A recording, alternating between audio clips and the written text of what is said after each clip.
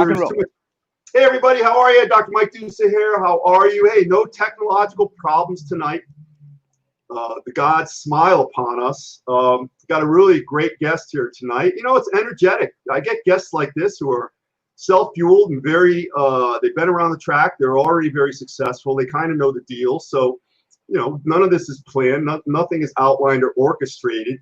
But, you know, we're all about longevity here. And basically what we explain that as being is you can age without getting old. So all the people we talk to are either from the, you know, the medical world, business world, professional sports, bodybuilding, health and fitness world. But the thing is, they've maintained a superior physicality, health, and longevity throughout their lifetime. So they're doing something right. And yeah, you could say they look younger and all that stuff. That, you know, part of good health is projecting well and looking good. But I have Rehan Jalali here. He's one of the, you know, he does a lot of things. So I'm going to really ask him to explain in a second exactly what he does. But he does a lot. And a lot of people have been shooting me messages. Yeah, he's the trainer of Hollywood superhero bodies. And, you know, listen, the list of people that he works with is, you know, if you're a person to be impressed, you will be monumentally impressed because you can't get, listen, if you want to talk about Stallone, you can't get, to me, you know, that's the apex. Rehan, thanks for coming on, man. I know you're real busy. Man, I really appreciate you having me. I'm excited to talk and, you know, share some stories and wisdom with everybody. Appreciate it. Do you have this energy every single day, no matter what? You know what, man? I'm so grateful to do what I do that how can I not be happy? Like, man, you know what I mean? Like, if you do what you love and you got that passion, I mean, there's no way I could be down. Dude, I'm like, I mean, I'm from where I came from. Like, if you saw where I came from, Houston, Texas, right? I escaped Texas and, you know, built something. So how can I not be grateful? How can I not be energetic? You know, I'm here with you. I mean, I'm here with a legend. So how can I not be happy, man? Come on. Hey, Rehan, so tell us how you started. You grew up in Texas. We want to hear about, you know, this isn't really a bodybuilding show. That's how you started. So how'd you get into that? You mentioned Lee Labrada and competing. You know, yeah, actually, let me back up a little bit before that. You know, let's go BC before we go AD. So my BC story is in the Paleolithic era when we used to train with real weights and all that. I actually started off playing football in Texas. So I played high school football in Texas. And if you know anything about football in Texas at the high school level, Friday Night Lights, you know, they made movies about it and TV shows. So I'm playing high school football. Here I come. You know, $125, soaking wet with boots on. And I'm coming in there like, I'm going to be a football player. And they're like, dude, you're going to get killed. You know, you like for example, just to give you an idea, on my high school football team, there were 3 NFL prospects, like 3 people that made it to the NFL. Like there was elite level, you know, and I was getting beaten on every day by them. Like literally. And I never, and the reason I'm telling the story, because it's kind of my Batman origin story, is because I learned a very valuable lesson. It was 3 words my coach always said to me. I used to get beaten. This is before concussion protocols.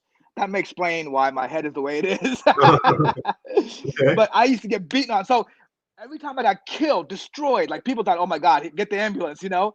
But my coach always said to me, he said, listen, get up, son. And I never forgot those words, get up, son. And I just, every time I got hit, I just got up. I just kept that voice in my head was get up, son, like get up. And that really led me to my life.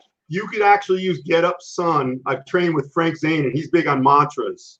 Like the first year he won the Olympia, he had, I have already won. And he said it 1,000,000 times. He was like 3,000 times. So that could be a mantra, get up, son. I just want to mention one thing. For people coming on late, we're on with Rehan Jalali, one of the top trainers in the world. And we've got documentation to back that up. We don't just say these things. Just like me, I could say I'm Mr. Universe. I'm certainly not. I could say anything I want. But in this case, so if you're coming here, I know Gordon and a couple other guys had questions about Stallone and what he eats and whatnot. Make sure you punch in these questions or just punch something in. Somebody come on late. Let us know where you're calling in from. It's good to see you. We're glad you're giving us your time, and we'll make it worth your while. So you played football. Was there lifting weights with playing football? And that's how I kind of got started, is because for football, I started lifting weights, started seeing my body change, and I was like, man, there's something to this. Like, this gives me confidence. You know, being a skinny kid growing up, you don't have much confidence and all that. But when I started lifting weights, it gave me power. And I realized that, you know what? The gym is the great equalizer. Like, it doesn't matter. Like, you could be anybody You could be anybody, but you could go in the gym, you could build your body, and it's an equalizer, right? Nobody's special. Nobody can. It's not like, oh, you have more money, so you could be bigger. It doesn't work that way. So you just build your body. I learned, how to train, change my body, and I was like, you know what? This is it. This is what I got to do. And so I Rehan, competed in bodybuilding from that. Is that kind of like what Henry Rollins says? 200 pounds is 200 pounds, no matter what. I mean, 200 pounds. Hey, it's 200 for everybody, right? You can't fake the weights. I mean, I know they use fake weights in photo shoots, but these are real weights. So I use the story often. I was a doctor for the WBF when McMahon was running bodybuilding. He tried, and we had all the guys here in New Haven because WWF is based here. And listen, Zucolato, all those guys were in it was like styrofoam weights. They look real, but. So people look at that. How is he ripped and he's still so strong? I'm like, well, he's really not. Yeah, it's hilarious, and I got a good story about that later on as I evolve my story. But so from there, basically, I went to the University of Texas at Austin, and I started. I was an accounting major. When I started off, and could you imagine me crunching numbers for my life? I was like, no, there's no way. So I was lifting weights. I started competing in powerlifting. Actually, for the University of Texas. Yeah, that's how I started, actually. I didn't do bodybuilding. I did powerlifting first. So I set the state record in deadlifts, and I went to nationals. I won nationals at my weight and age class. Yeah, back in those days. It was a drug-free powerlifting association. I had the greatest mentors that I could ever imagine. I mean, I had Jan and Terry Todd. I don't know if you know Jan and Terry Todd, but those are legends in powerlifting. They're like the OGs of powerlifting. Like they brought powerlifting to America. Is that school where their museum is and where they taught? Yep. Oh, they know the whole deal. Wow. That's exactly right. So that's where I went to the museum. I was actually have my pictures in there if you guys ever visit.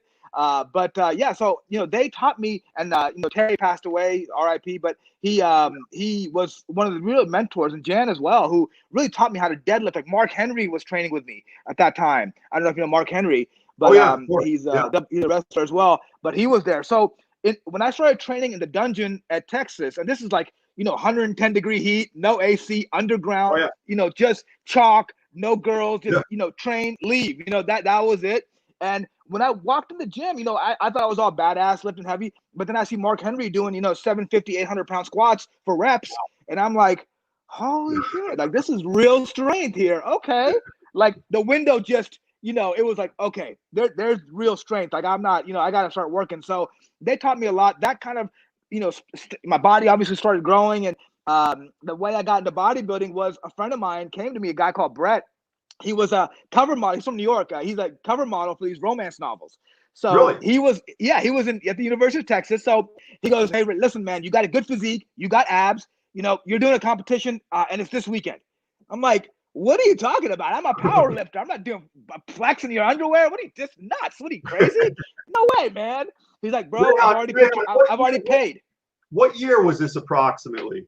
This is 1993. And so he basically paid for my entry. He's like, look, I've already paid for your entry. I'll shave your body. I'll give you a tan. I'll put the cream, whatever, back in pro tan days, I'll put the cream on. And look, I'll show you how to pose, and you're doing it. And I'm like, bro, no way. I'm not going to go on stage 5 days from now. Are you nuts?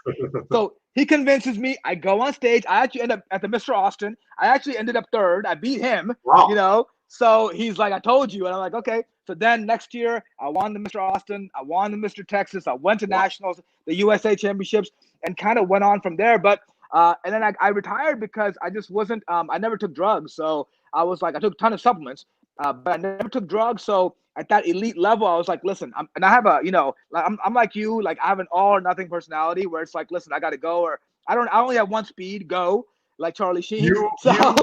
You will succeed. The only limiting reagent is time. Just let it's going to be ups and downs, but you will get the target. I have a question for you. What did you like best if you had to choose one?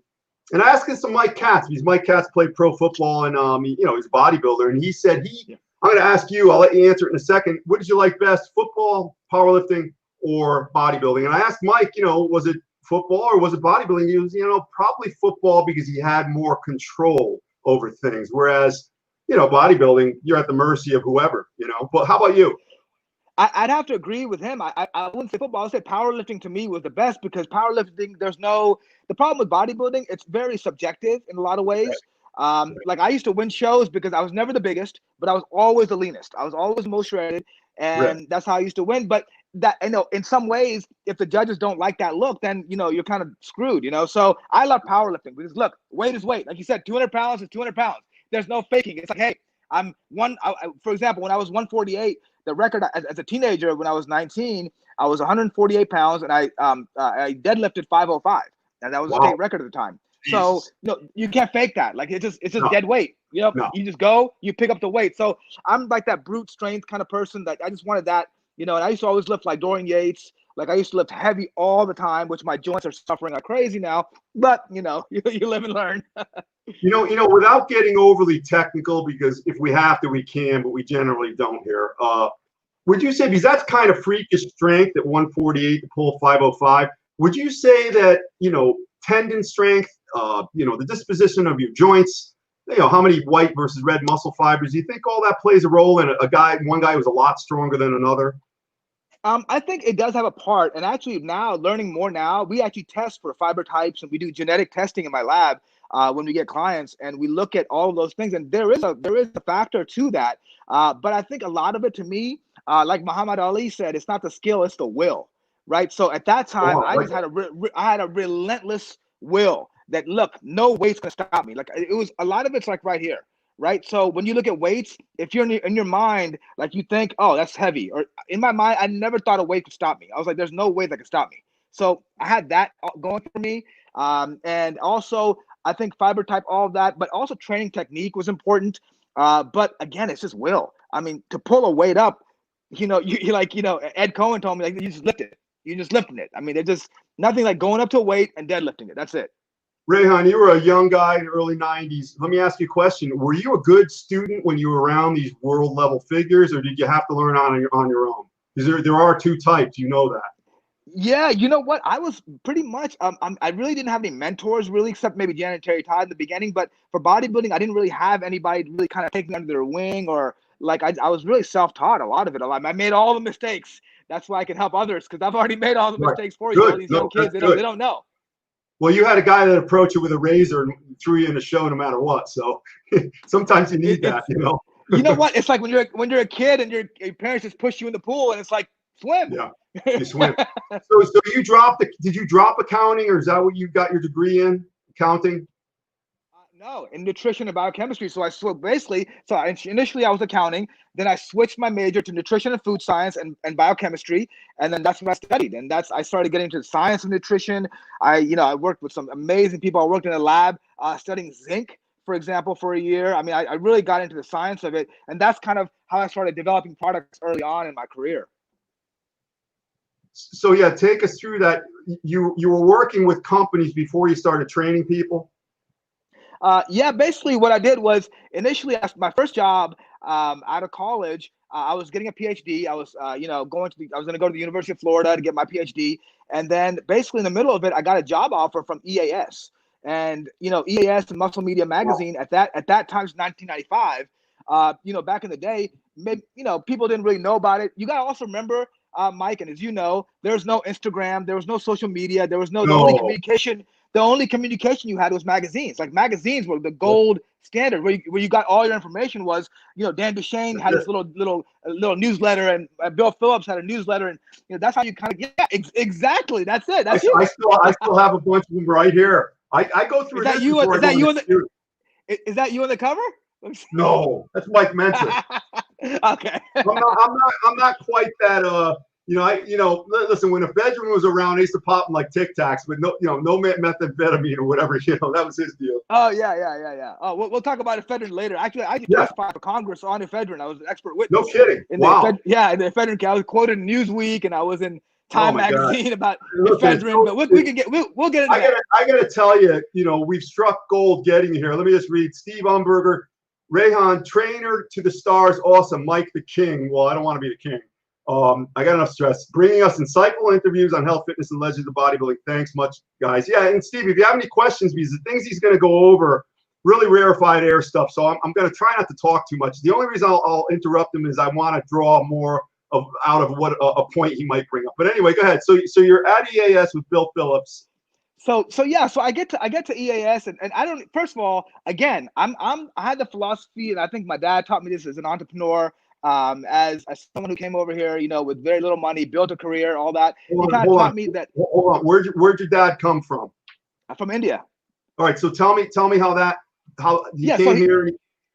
yeah, so he came here, and basically, with the typical immigrant story, 15, $20 in his pocket, kids making hustled, built a lot of, he started working for insurance, and then he built a career, and he opened a restaurant, and so I learned that entrepreneurial spirit early, and I always had this philosophy of burning the boats, because if you burn the boats, more Yes, yes, likely or not, you're going to succeed. yes. Like, you're not going to succeed if you have a safety net, or if you have a cushion, or it's like, oh well, I have a backup plan.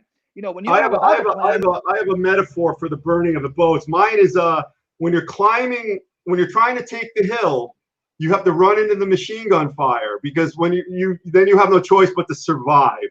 I think Yeah, burning the boats might be a little safer, though. I don't know. yeah, I think it might be, but yeah, I would be the guy I've taken all the bullets. I've been hit. Right, right, right. So no, so I was like, and it was kind of a joke, actually, because what happened was, back in the day, I don't know if your audience may know what fax machines are, but back in those No, days, no. we had fax machines when we used to fax resumes, right? So Yeah, one day I'm sitting here, I'm like a PhD student, and I'm just like, okay, cool. I've gotten a good degree. I've already got my things going. I'm like, okay, good. I'll be a professor at this college, or maybe I'll help people in bodybuilding, whatever. I'm reading Muscle Media magazine. I see a little number there, a fax number. Okay, there's no job, openings or nothing like that. I just see that their company fax number. I'm like, huh. So as a joke, I just get my resume and I just fax it to them, just out of the blue. This is a joke. I'm like, yeah, whatever. Who right. knows, Yeah, yeah. No. Again, no job opportunity. Just a little fax number. When you have the contact information, fax number at the bottom. I fax it. 2 hours later, I get a call, and I'm like, "Hello," and it's the guy that works for Bill Phillips, and he's like, "Hey, we want to interview for a job opening." I'm like, Wow. "What are you talking?" I was like, "Who is it? What are you talking about?" He's like, "Oh, we got your resume." I'm like, "Oh my God, what? Oh no!" So basically, I have an on-the-spot interview. They fly me up. I meet Bill. He talks about what he's building there, and you got to remember, this is when he had 15 to 20 employees, small company. Mileplex was his only, kind Yep, of thing. yep. And GKG, if you remember, and V2G, This, Vanadium, this, and this was this was right after his split with Connolly and Metrics, and he went yes, on yeah, his I own. know all of them. Yeah, Yeah, the Amano whole was a the friend of whole gig. mine, and Right, yeah, right. so I'll get into that story. That's a really funny story about how Twin Lab turned down creatine and said this is never going to work. But anyway, I digress. So yeah, so I get basically I fly up there. They offer me a job on the spot. I pack up Wow. all my stuff from Austin, Texas, drive right to Denver, Colorado, move. I've got nothing, no connections, very little money, taking a big risk, new company, you know, and that was the greatest experience that really taught me everything, because Bill had a magazine, he had a supplement company, and he was doing body transformation competitions. So that was the whole perfect storm for me. Rehan, was it easier? You weren't married with kids or anything like that. It was just you, right? No, I was married actually at the Oh, time. were you? Yeah, I was married at the time. So And I burned the your boats. wife was okay with it. Let's go. No. No, no, See, no. people don't Women look aren't at like those us. details. Women aren't like us. Whoa. we jump. They're like, are you sure? Like, that's not that much money. I don't know. I mean, Denver. What are you gonna need? SUV? You're not snow. I mean, are you crazy? I was like, no, I'm already driving, girl. I'm sorry. Jumping ahead. How long were you there for? And then you could go So back. basically, I was there for about 2.5, almost 3 years. So when I And you were got there. there, the company was about a $20 million company, and when I left there, it was a $250 million company. So Wow. I saw the exponential growth and when I was there, I got to work with athletes. I worked with the Denver Broncos at their training camp, and they happened to Wow. win 2 Super Bowls that year. I mean, it was just so I was part of the Super Bowl. Like, I went. I mean, it was amazing. It was just an amazing experience. All from that little fax that you kind of just, and you forgot about. And, you hear all the time, you send out 200 faxes, maybe you'll get a call, look at the call you got. And, it sounds like you I got, sent one. yeah, that's all you needed. But you sounded like you got your degrees, and and you're like, okay, now I'm well educated. Maybe I'll do this, maybe I'll do that. But that was the direction you needed. Boom, right there, right? That's exactly what I needed. And actually, it was the best learning experience because I got to understand all facets of the business, which is really cool because Bill was a marketing genius also. You know, Yes. on top of being a bodybuilding scientist and kind of all that stuff, he was also really good at marketing. So he used to bring in Tony Robbins and Dan Kennedy and Ted Nicholas and all these old marketing I know, guys. I know. Dan Kennedy. Dan Kennedy has my bobblehead in his office. I'm quite proud of it. Nice. And he That's usually, amazing. Yeah. well, you know, it's my one little thing. You know, I've gone to all the seminars, and I was one of the people. You know what it is, and you know this. When you're teaching people, they'll pay you, but they don't implement. It's like you having a charge that you're training. You give them all this great information. Oh, well, they didn't do any of it. Kennedy, the same thing. People pay him 10 grand. They don't listen to him. I listened to him, so he made an announcement. This guy, I'm going to keep his bobblehead in my office forever. I don't know. He probably uses that as a voodoo doll. I don't know. But you're right about Bill. Well, tell us about. You've got to tell us about working with Dan Duchesne. At least one story there or something. You know I was there early, so I met Dan early, and I really feel so bad for the guy because he was one of the few guys that took the drugs, trained hard, but he could just never make any gains. And I don't know if it was genetics or what it was, but like I was like, man, this guy's taking all these drugs and he's trying to get bigger, he's training, but he just never got big. And and it's funny. The funny story I have about him is so he comes into he meets me at EAS one day and he's like, Ray, I know you're a technical guy, I know you're formulating. I got this new formula. It's orange, super, he called it super orange initially, but it was ultimate orange. And he's like, listen, it's like rocket fuel. It's like, unleaded. It's like diesel. You got to try it. And I'm like, okay, what's in there? Because he always talked about DNP, right? Dinitrophenol. And, DNP is literally cooks your mitochondria, cooks you from the inside out. So I was like, I don't want to be, I go, this doesn't have DNP in it, right? No, I better sell it, to the market. And I was like, okay, ephedrine, all that stuff. So I got the first batch, and this was the original batch. He's like, try it. So I take a scoop. I'm like, okay, I've took ephedrine. I've been taking all that. I'm like, nothing can really affect me. Come on. I take so much ephedrine, caffeine, no problem. Yeah. I take this stuff, and look, honestly, I could hear colors. I could see sounds.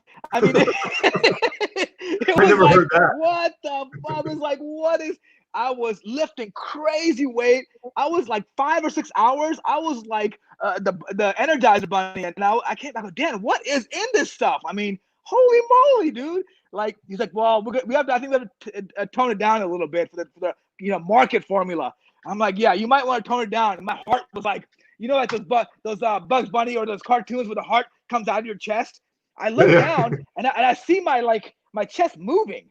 I'm like, dude, is that my heart? Like, holy shit, dude, it was crazy. Listen, so that was my Dan Duchesne experience. But once you settled down, did you find out what was actually in there? Never did. He would never tell me what was in that initial batch. I knew what was in the next batch, but that initial batch, I never found out. I was like, there's something. Because I tried the regular one. I mean, it was strong. It was good. But it wasn't like that first batch that was in that Ziploc bag he gave me. How would you compare that to hot stuff? You probably remember hot stuff, right? Please, of course. And hot stuff was just a kitchen sink, I call it. It was a kitchen sink formula. It had literally everything but the kitchen sink. It just had a ton of stuff in there. It had like Mexican sarsaparilla root, had all these like, hormonic like stuff. And, I personally never liked it, honestly speaking. No. I just didn't get a good, I didn't get a good energy from it. I didn't really, benefit from it. But, I come from those days where I knew Scott Conley, and we used to take, Metrics used to have a base and plus. It used to be before the packets. They used to have two things where it was like you take the base, you put the plus, and that's when they allegedly, and of course I'm not saying this, but there was a lot of rumors that it had clenbuterol in it. And when it went to the packets, they took out the clenbuterol, so the effects weren't as good. I don't know if that's true. That's just a big rumor, but that was kind of what was going around back then. Rehan, so you started at EAS like this. When you left, how much higher were you as far as like being ahead knowledge-wise? Oh, overall. Oh my God! I mean, I was astronomical. The other problem that Mike, you got to remember is, and you probably run into this all the time, is that supplements aren't taught in school. Like there's no supplement degree, right? So, and especially now there's some courses. I actually have my own certification course I teach around the world to certify people in supplements and nutrition. But back then there was nothing. So you really gain supplement knowledge by looking at researchers, studying the science, looking at studies back in the medical library. So like when all my friends were partying, I was at that medical library researching, reading studies and understanding the science of it. And one good thing Bill did was he actually was a big fan of science. Like he would fund studies. He was an original guy who would fund studies. He would fly in the top researchers in the world. And Yes. I got to talk to them, and I was the one that was kind of the head of them, basically. So I got to Wow. coordinate a lot of those studies, kind of wrangle them, spend a lot of time with them. I mean, this is, back in those days with a bunch of different guys, Jose Antonio, those original kind of sports science guys. I remember And them all. In fact, you're Jeff in Scout, those guys. You're featured in the movie. I've got Alex Ardenti coming on here next week or the week after. He's a little busy right now, but you're in his movie Subs, right? Yeah, it was a big part of it. I actually did a lot for it, and it was again. I think people need to understand that supplements aren't taught. So if you like, for example, most doctors don't have a clue about supplements, or if you tell them, they have that cover your ass kind of syndrome, where it's like, oh, don't take creatine and steroids. Or in fact, I gave a seminar for doctors. I mean, I'm talking about the elite level doctors here in LA, UCLA guys, USC guys, and I was shocked at the questions they were asking. Like, I was like, wow. Like, one of the doctors said, isn't creatine a steroid? Like, he asked me that. And I was like, how? Like, I mean, it's found in meat, it's found in herring, it's naturally occurring. Anyway, so this is the level he had. But learning supplements and understanding, also formulating, helping Bill formulate supplements, working with manufacturers, and understanding kind of the process of how do you make quality supplements. Right? How do you do that? Like, how do you make quality supplements? When you look at a bottle, what is a consumer to do? Right? So I became kind of a consumer advocate. And so when I left EAS, I actually started the Supplement Research Foundation, which was the OG company my goal was, listen, I'm going to tell consumers the truth about supplements, whether they're good, whether they're bad. And I actually had a column in Muscle Media magazine called Industry Watchdog, my most popular column I've ever had in any magazine. And that was where I would call out supplements and review supplements and tell the truth, basically. One thing I really liked about EAS was Bill only had, 6 products, 7 products. He didn't have like a, twin lab. God bless everybody. Yeah. I'm not against anybody. I already got people threatening to trade me in 2 on here. Now I'm like you. I'm just trying to help. Exactly.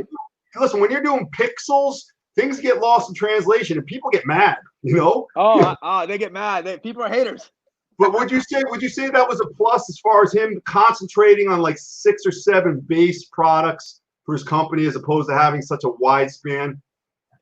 Yes, I think that was one of the best things he did, because he knew that if you just put a lot of marketing into each product, because it's expensive to market a product. I mean, look, you have to do studies, to do that many products. Plus, I think it distracts what the company really is. Are you Walmart? Are you, what are you? Are you just have everything? Or, it's one of those things where these guys specialize in this. And people knew it. And, Bill marketed it. He actually, they say timing is everything. He just came out at a time where he was first in a lot of ways.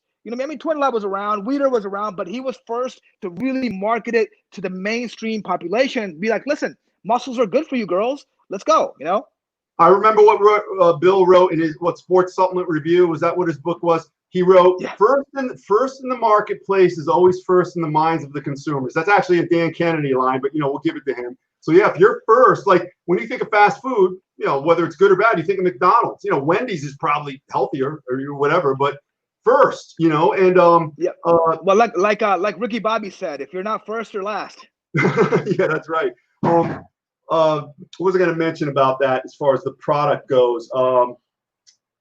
I'm spacing out. Anyway, so you progressed from there. You did very well there, and you left. I mean, was this when Bill sold it, or you just left before that? Yeah, that's exactly when I left. The exact moment when it was sold to Newcastle Partners back in those days, and I had a meeting with them, and because I was doing R&D at the time for EAS, and I was doing technical support, R&D, all those things, and they had a meeting with me, and they're like, hey, listen, we want to focus on coming out with different flavors of products. That's the new thing. We want to make, and I was like, flavors of products? Like, I'm like a cutting edge type of person. Like, I was known as someone who would come out with cutting edge nutrients. Like, I was the one that brought out some of these nutrients that are popular today. I was the first one to formulate with them, like glucosterones or forskolin or a lot of the cayenne pepper, for example. A lot of these ingredients that are popular now, I was doing it in 1999. So, that when they said they just want me to work on different flavors, I was like, I'm out. I'm out. I can't. So I got a job at Rexall Sundown. Right. Rexall Sundown was in Florida. They offered me a really good position to do R&D, to formulate Rexall products, and they brought me in to help buy Metrics because they were going to buy Metrics. So Wow. they wanted me to help with the deal because I had a sports nutrition background. So I actually helped buy Metrics at Rexall. Wow. How did you like Metrics as a product? Because I remember taking a lot of it. I liked it better. You know what, Ray? I liked it better before it was in the packet. Me too. Yeah. Remember when it was like the two separate Base elements?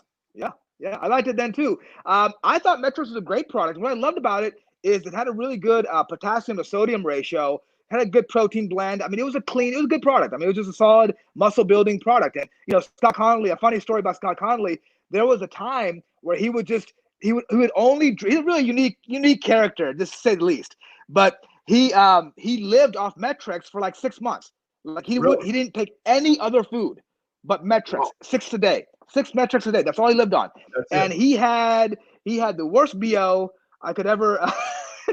No offense, Scott, but my God, that nitrogen wasn't working for you, bro. You think that's what it was, though? I think so. But he looked great. I mean, he looked great. Yeah, no, he was ripped. He's doing something now. I guess Bill is resurrecting EAS. Is that true?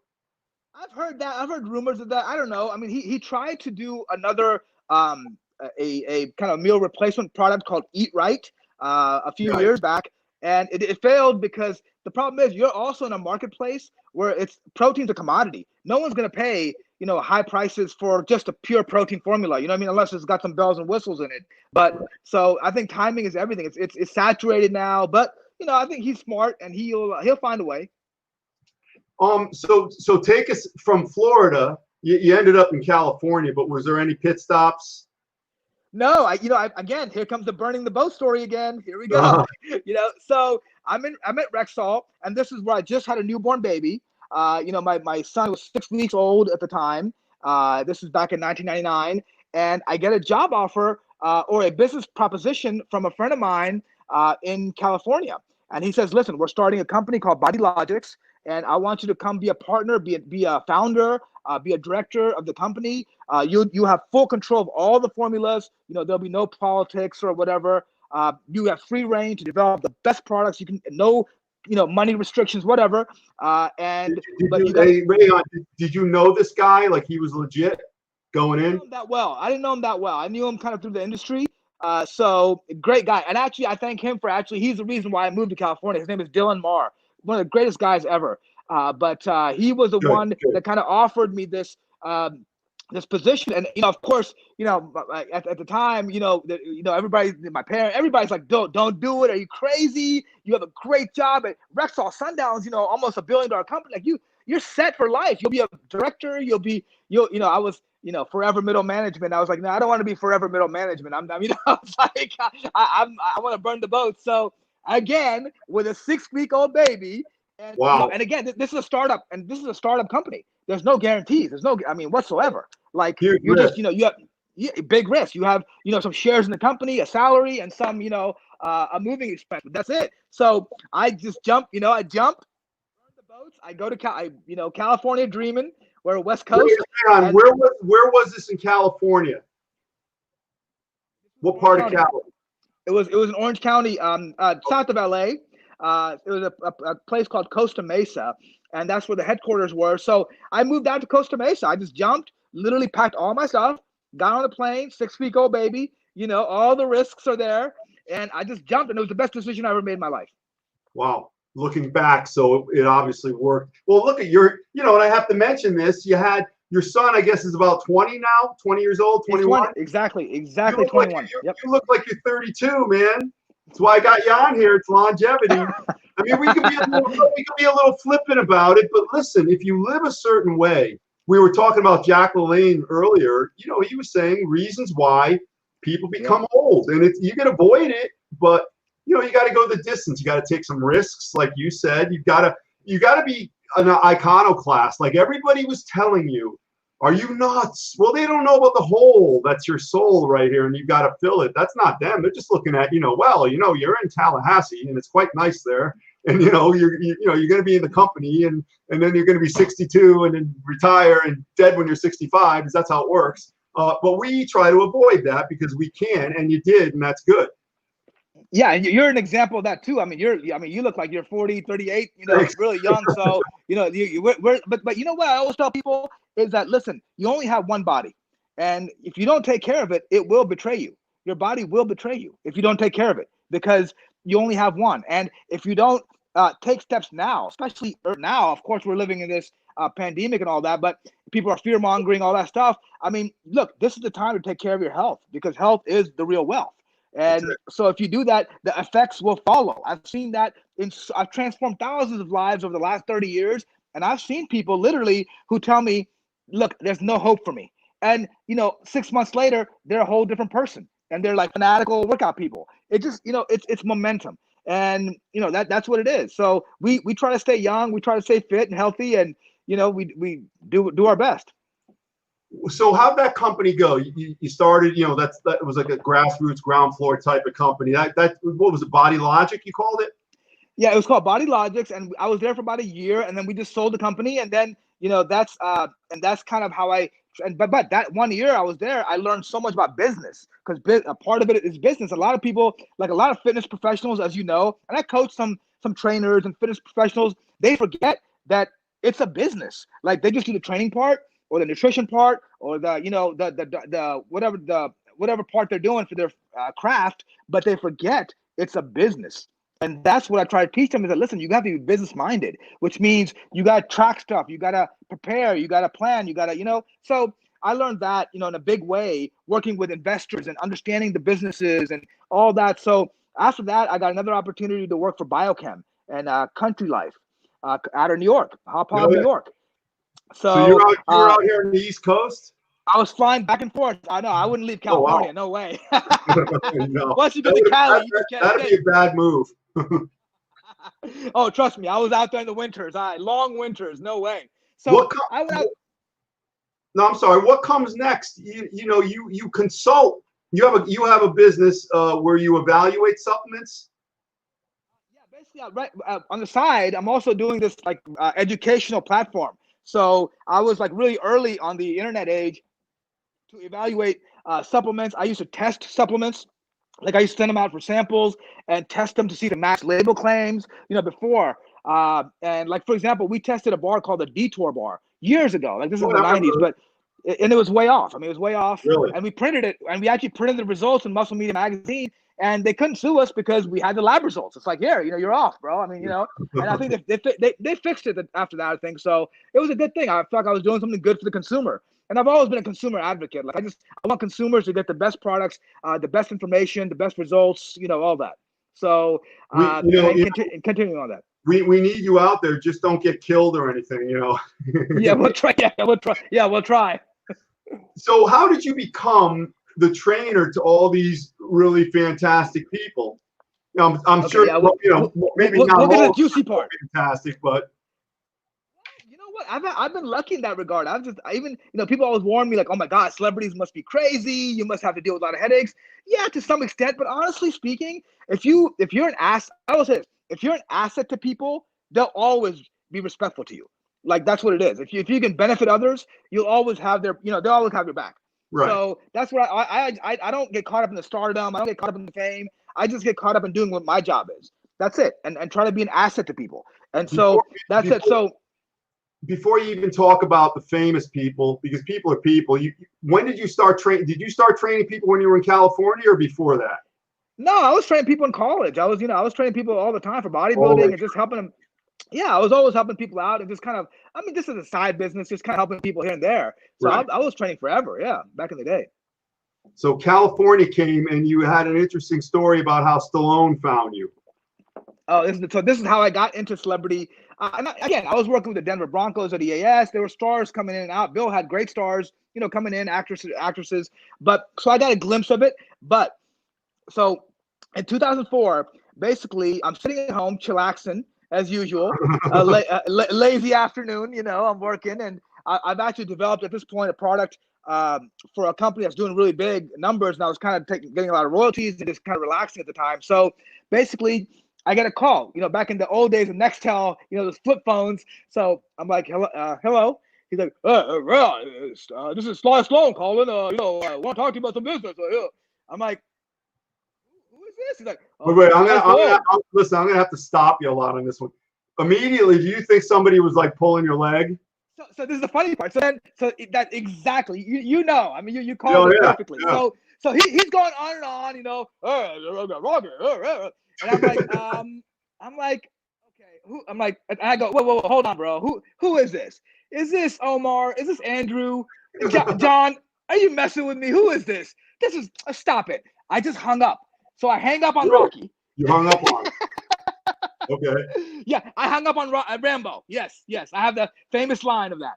Wow. So I just hung up. I was like, this is okay, whatever. Nice practical joke. You got me. Okay. Phone rings again. We got cut off. I'm like, we didn't get cut off. I hung up. So he's like, no, it was Sly Stallone. I'm like, and then I was like, holy, it sounds just like him. Like, I think it's kind of him. You know what I mean? He's like, listen, I'm starting a supplement line called InStone. And I've heard you're a top formulator. You're the guy in the industry. You're known for supplements mainly. So I want you to be my partner and come in and do formulation, do marketing, do everything for me.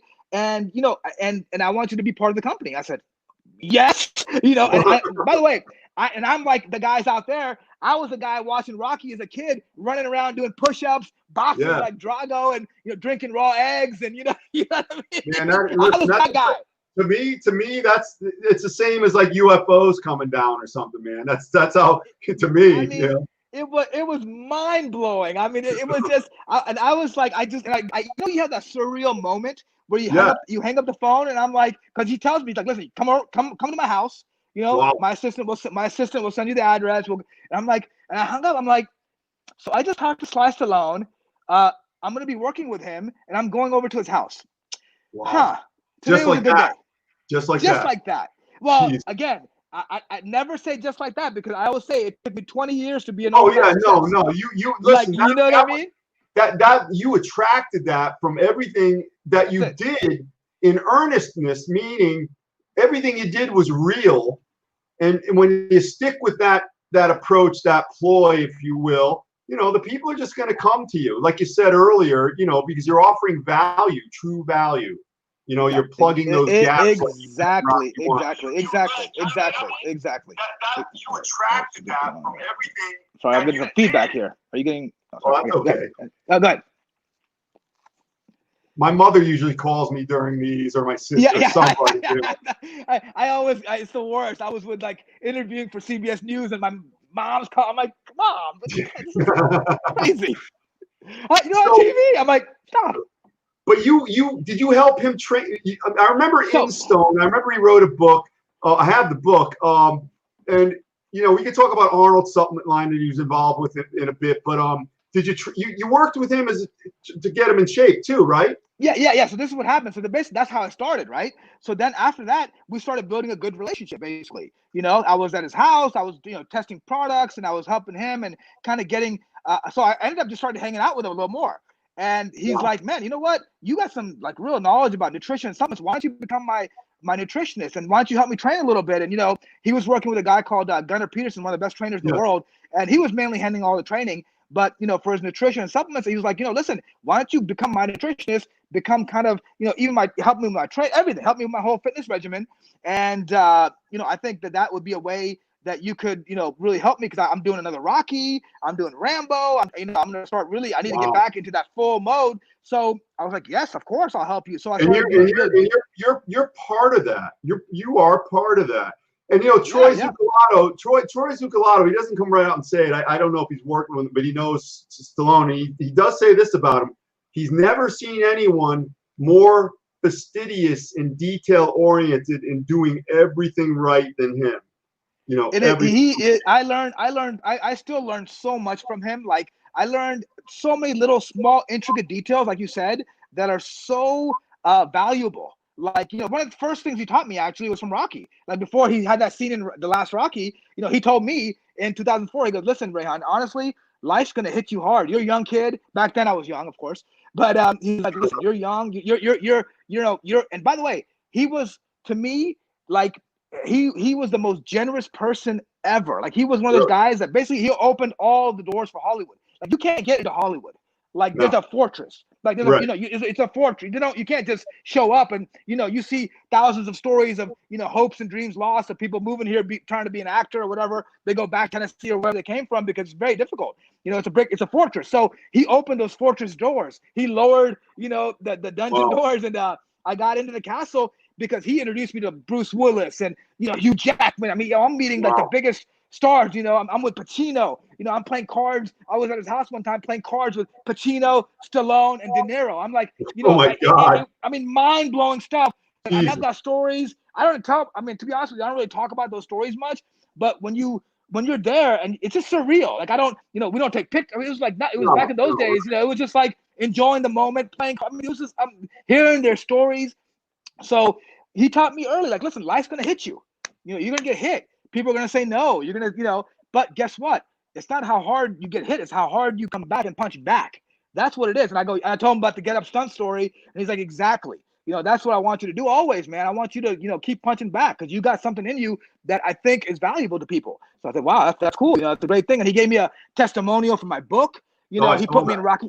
He put me in Rocky 6. I mean, I mean, it was amazing. Like, I mean, it was like a dream scenario, and I really did help him. I think I really helped him a lot. I mean, in Rambo, I helped him put on, 15 or 20 pounds of muscle because if you remember the last Rambo, the one before the last one, he was very thick.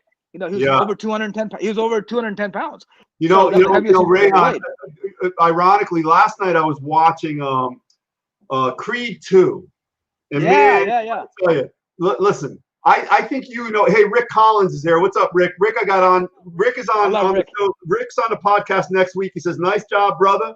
Always a blast to listen to. I knew you had to know this guy, One of my best friends. Rick's gonna help me with some stuff with my new business here. He doesn't know that yet, but he will. But please money, use him. Use him. He's the best. Absolutely. You always find the best. I'm not a pioneer. I'm too old to do anything. Learn on my own. Yeah. But I'm watching this last night, and what's the kid's name? Michael B. Jordan. You know how hard it is. Looking good is one thing, but to be on film and looked at because it's unforgiving, and the kid he fought, a gigantic Russian. I mean, the guys are fantastic. They're jacked. And that's one thing I gotta tell about Stallone is he's the most hardcore dude I've ever made. So motivating, dude. Like, I mean, you gotta remember one thing. He doesn't use too many stunt doubles. Like, you got to remember, he's in it. Like, he's one of those guys that burns boats in the movies. Like, he does the stunts. Like, he was in Rocky, the last Rocky, when he was actually fighting, and he was fighting Antonio Tarver. So I was working with Antonio as well. Yes. And Antonio Tarver is a world champion boxer. He's not an actor. I mean, so he's punching in the ring with a world-class boxer, like doing scenes, and it's really him. I mean, he's taking hits. I'm just like, Sly, you are. I mean, you're. And he was in Expendables, and he was, taking he's fighting real dudes. Like, he cracked his vertebrae filming Expendables because he's fighting real dudes. It's crazy. Rehan, what do you attribute, if you can? What do you attribute to Stallone for being so motivated? When most other people are, they're kind of easing into the easy chair and they're in the twilight of their life, but he doesn't relent. I mean, what is it, do you think? I think it's, we talked about it, actually. I actually asked him that. He was on my radio show, and I actually asked him that question. And I said, what motivates you? He said, there's two things that motivate me to be like that. One is knowing where I came from. Nobody gave me a silver spoon. Nobody even, they didn't even want me to be in Rocky. Like, literally, the studio was like, we don't want you in Rocky. Like that level of disrespect. So that kind of he always had a chip on his shoulder. Whether it's competitiveness with Arnold or he's just always a chip on his shoulder. Like, I gotta do better. So that's one, understanding where he came from. Number two. Time out. He still carries that to this day. Oh, absolutely. Well, a little less now because he's more now. The second thing is legacy. See, he wants to leave a good legacy for his family. He doesn't let it get in the way, but he uses it when he has to. In other words, right? He's got it there. Absolutely, yeah. It's now for him. It's legacy. You know, it's just he wants to leave a legacy for his kids, for millions of people around the world. He wants to leave inspiration, motivation, and he wants somebody to look up to when people are down. So that, I think, still drives him to this day. That's why, you know, he even joked, you know, I think he was just the other day, he was telling me he wants to film another Rocky where I'm like, Sly, what are you gonna fight in this one? Like arthritis, joint disease, like heart disease? He's like, oh, whatever, man, I'm gonna kick your ass. I'm like, okay, Sly. You'll have to whip him into some type of special geriatric shape. Maybe you can build a new geriatric plan that you can market, man. Everything is marketing, you know that. There's always a way. When there's a will, there's a way. You know, if anybody, he'll find it. You know, because I think all his movies are good. They're all entertaining. I don't listen to the critics. I mean, he's still pulling it at this point. You know, Rambo, everything, and you know, he's 70, almost 74, I think. All right, so you learned a lot with him. You worked with him, and you've also, you know, how about Ben Affleck? What's going on with him right now? I read somewhere, it might have even been on your feed, that they want him back as Batman. You know what? I thought he was a great Batman. I mean, he was the biggest, you know, he was actually physically the biggest Batman in history. Dude, you got him in some good shape when he was doing chins. We actually for a guy who's not a bodybuilder, you know. We actually put that scene in the movie because we convinced Zack Snyder to put a workout montage in the movie. Right. We were like, we gotta show all that effort because he actually trained. The good thing is people always say people always give excuse. Oh, he's taking, you know, steroids or he's doing. It's like, dude, he didn't take any drugs. Like, it was a 1.5-year process. Like, he didn't do it in a month, right? I mean, it was 18 months of grueling workouts, of nutrition, of advanced supplementation, of, you know, rest and recovery protocols. I mean, hydration. You're talking about literally a 1.5 years. And I go, listen, you accusing him of drugs. Why don't you go do that for a 1.5 years? Go take a 1.5 years, go train, go supplement, go nutrition, do perfect everything for that long and see where your body goes. And then see if you can get accused of drugs. You know what I mean? Come on. You know, I was talking to Mike Torsha. I had Mike Torsha on here. Do you know Mike? I know Mike very well, very well. Yeah, and he trained, Ben Affleck's pal, what's his name? Matt Damon. Matt Damon. I know Matt very well. He converted him into Jason Bourne. And he said, plaintively, Matt he had a 38-inch waist. He was banging like 12 beers a day, you know, just hanging out with his boys. It wasn't like a problem or anything. He was just like on a little bender. And he had to take him. So he was as far afield from being in shape as possible. And, you know, he converted him. And I was like, wow, you look great. But you took a 1.5 years with Ben Affleck. So what was the transformation from point A to B? I mean, how far afield was he from that top shape? Was it like a major overhaul? Well, yeah, it was. I mean, I wouldn't say major overhaul. Look, that's one thing I really pride myself on. Like, a lot of people say they're celebrity trainers or they, you know, they work with people. It'll be like a one-off kind of project, or they'll work with them for a month and then they're, you know, suddenly celebrity trainers. But my clients have been with me for like 10, 15, 20 years, like, you know, 5 years, like years and years. And so I've been with Ben for 15 years now, you know, so we've been working together for so long. Of course, there's ups and downs. Obviously, that's life. Right. But right. he's always pretty decent shape. I mean, before Batman, he was a little bit out because he was working on a different movie. You know, he just had to have a different look. So, you know, we worked on The Town. We worked on The Accountant, which he had to get really jacked and ripped for. I like that. So, yeah, so he was already working in that level. So he wasn't crazy out of shape. He wasn't definitely in shape that he was in Batman, but he wasn't crazy out of shape. But he was in the middle range, but where he needed work, you know. And the good part, look, him and Sly and these guys, they're the hardest workers in the room. Like, you got to remember, I always say, if the doctor gives you medicine and you don't take the medicine, don't blame the doctor. You know what I mean? Like, you can give the medicine to people, but if they don't take it, like you were just saying earlier, you said it so eloquently, is that, listen, if you could tell someone to do something, if they don't do it, you know, that's on them. So he actually implemented it. I mean, it's hard for someone that's not a bodybuilder to eat 5 or 6 times a day, to get sleep, to, you know, especially in his press schedule. And, you know, he's 24/7, right? He has kids and so many things going on in his life and movies. And he actually was filming other movies while training for Batman, right? So he had to do a lot of things. So, but if you give him the right program, you know, you can get results, but he does all the work. You got to remember, they do all the work. So don't get it twisted. Like, anybody can help them, but they do the work. So it's them that's the success. And, you know, once he became Batman, I also upped my game, honestly speaking. It motivated me because it's like, now you're working on an iconic character. Oh, yeah. Right? So you can't slack. Like, I brought out all the all the big guns. And we'll get into how I look. do my process. You'll always be part of that when you're an old man watching the movie. You'll know like the little angles and all. You experience that. See, I understand that, and you do have to implement. How about Mark Wahlberg? Do you work with him or no? No. But I met him many times. Really nice guy. Oh my gosh, he's a good guy. Really good guy. Those are. I'm telling you, man. I've learned one thing. Working with like dozens and dozens and dozens of celebrities is that the ones that are established, the ones that are kind of like old fame, they're much cooler, much more secure, just like normal guys. We talk to them like normally. In fact, It's funny because most of my big clients, they just give me their cell phone number. Like I don't deal with. In fact, I don't even know who Ben's agent is. I don't even know who Sly's. I don't deal with them much at all. I just deal with them directly. So it's that new fame that's dangerous. It's just, and especially now we live in an era where, we live in an era where it's insta fame. They trust. It's like, they trust you. Well, you mentioned Forrest Whitaker, and you worked with Bruce Willis too. I love Bruce Willis. Yeah, it's funny because Bruce, I worked with him for Die Hard. So he was, it's funny. No kidding. The director came to me and he basically said, listen, we've got one scene that he has to get ready for, and it's a topless scene, and you got to get him ready for that scene. And we only have 1 day of shooting.